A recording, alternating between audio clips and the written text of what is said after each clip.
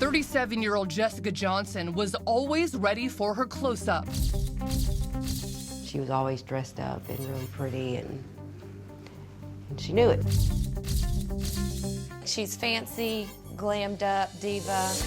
A beautiful woman who never went unnoticed. She was the life of any gathering, whether it's just you and her or a room of 100. Jessica was energetic, outgoing, loved people, not judgmental at all. She was just fun to be around. Jessica especially loved her two kids, son McLean and daughter Eden. When she found out she was pregnant with McLean,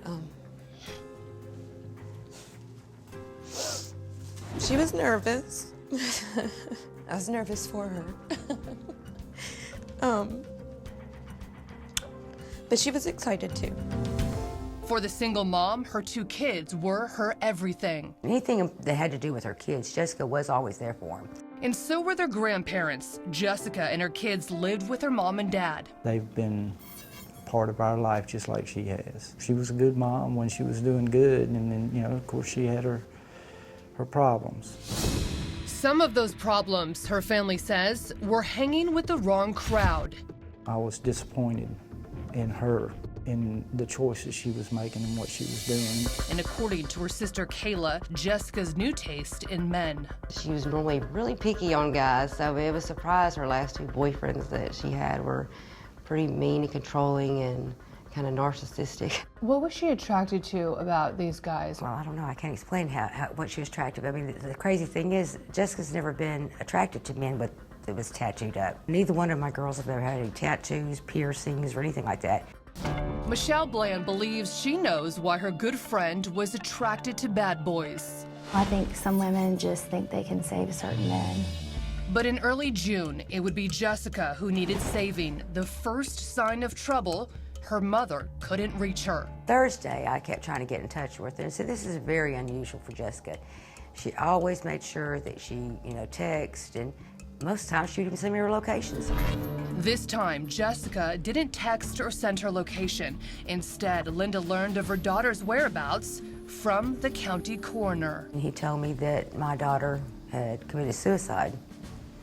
And I'm like, it's not possible. It was a dark discovery on a sunny Mississippi day. Jessica's body found in the most bizarre of circumstances, literally tied to a mailbox at a home less than 5 miles from her parents' house. The mail lady found her. She freaked out and she called to get help. And anyway, another mailman come there and he took pictures. That's the pictures that we got. The disturbing images show the mother of two on her knees with her legs curled under, shoestrings fashioned into a noose around her neck, her purse open on the ground, placed between her legs. There's no way she's gonna have herself displayed out for the world to see her like that. She had no makeup on, or that's not her. Even before seeing the horrifying candid images, Jessica's family and friends didn't believe she could commit suicide, let alone by hanging herself. Her drug of choice was Xanax. She would have went to sleep. And believe me, Jessica would have had herself fixed up. She would have looked like Sleeping Beauty. Why are you so certain that it could never be suicide? She loved her babies. She loved her babies. She would not. They're all she had. And they're all that they had. The gruesome photos convinced them even more that Jessica had not taken her own life. The way that they put her out there, only people that are not in their right mind would do something like that and say this is gonna look normal. Said it was like a display. She was put on there for display. But on her death certificate, DeSoto County Coroner Jeff Pounders ruled her death a suicide caused by asphyxiation. The certificate stated no autopsy was performed, but a private forensic scientist named Dr. Maurice Godwin, now working for the Johnson family to investigate the case, says a partial autopsy was performed. Police ruled Jessica Johnson's death a suicide. Do you agree? No. Up next, Could this even handle that type of weight of the resistance of someone's struggle?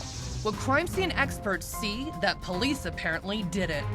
Anyone with some common sense would know this is not a suicide by hanging. and why friends say Jessica was living in fear. She knew that he could harm her.